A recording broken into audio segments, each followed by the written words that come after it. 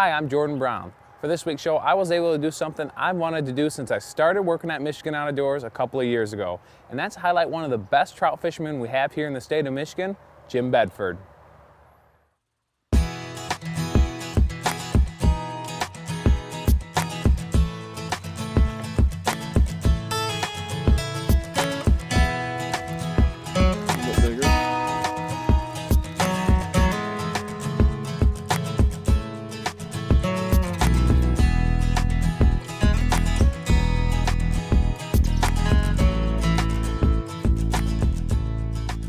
Today, Jim and I would be fishing a small southern Michigan stream in hopes of finding a few nice brown trout on this beautiful spring morning.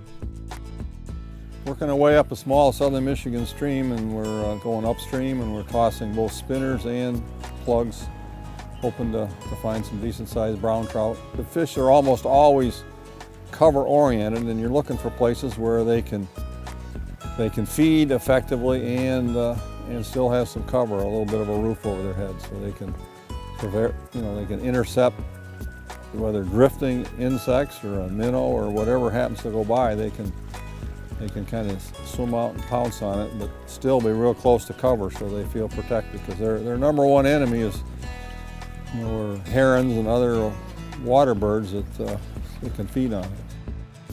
Jim spends as much time as any angler in the state fishing for trout and has been doing so for quite some time. It's a passion he picked up a little later in life than some anglers, but he's certainly making up for lost time.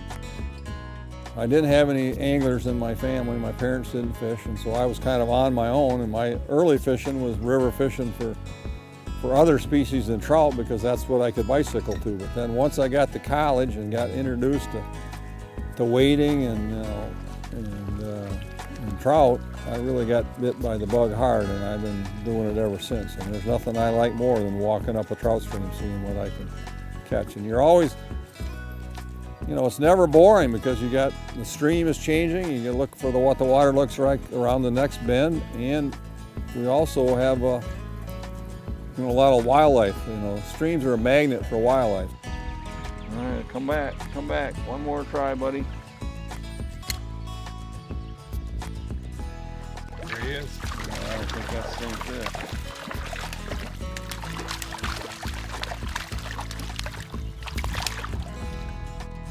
The bigger holes will hold the bigger trout usually, but you also will find that if there's a small spot, a little spot of cover, a little bit shallower where that's in the vicinity of a big hole, the bigger fish can use that as their feeding station and feed there, and then they know that they're close to the big hole to get back for safety if they need to. But trout feed most efficiently when the water is relatively shallow and relatively fast, because if it's a deep hole and there's a whole bunch of, the whole water column can hold the morsels and the insect nymphs and whatever else might be drifting downstream. So they like to feed in shallow water if they can be protected there and also have their resting area close at hand.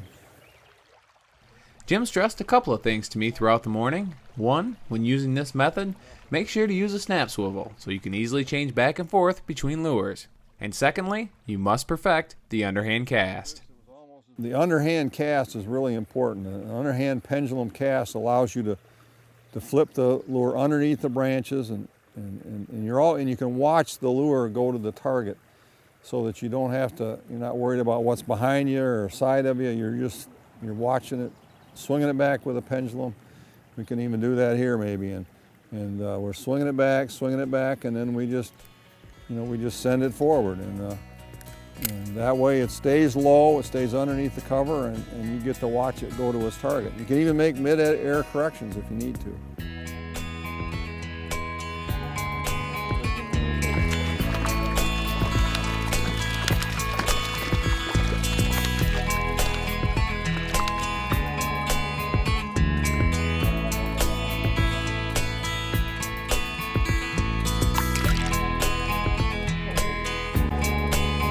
A bit bigger.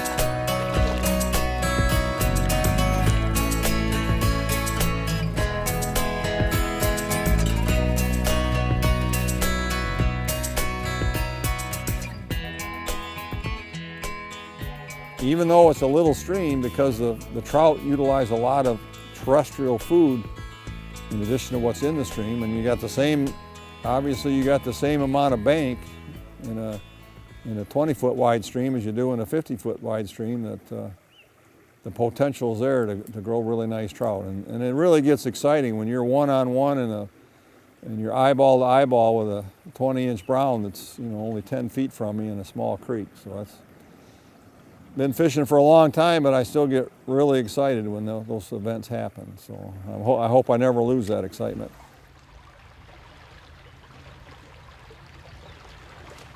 There we go, a little bigger, or a decent one.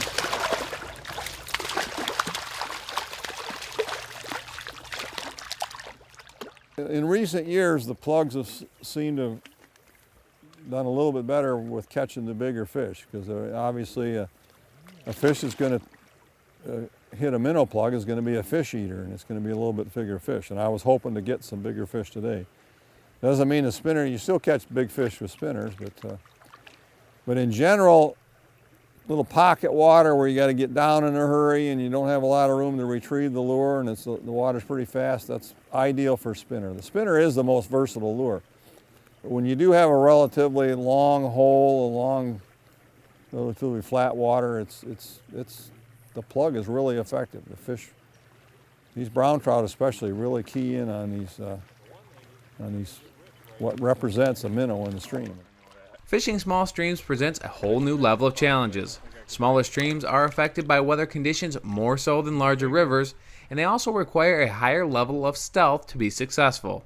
All that aside, you'll be hard-pressed to find Jim fishing for trout anywhere else. Well, I like the intimacy of the smaller streams, and something that I know that I can, I'll always be able to wade, and I won't have to worry about getting in and out of the stream and having unwadeable water. And to be honest, the smaller streams are a little bit more lightly fished. They don't, there's not enough room in most of the streams I fish to fly fish, at least a conventional fly fishing where you have a back cast. You can still roll cast in these streams, but I just like the intimacy of the small stream, and then the fact that even though they're small streams, they can produce really nice trout. I just emphasize how much fun it is to walk up a stream, and when the trout aren't biting, you're still going to have fun. So. It's hard to beat a spring morning on any of the trout rivers throughout the state, and when the fish are biting, that's just a bonus. Special thanks to Jim Bedford for letting me tag along on this beautiful spring day here in Michigan's Out of Doors.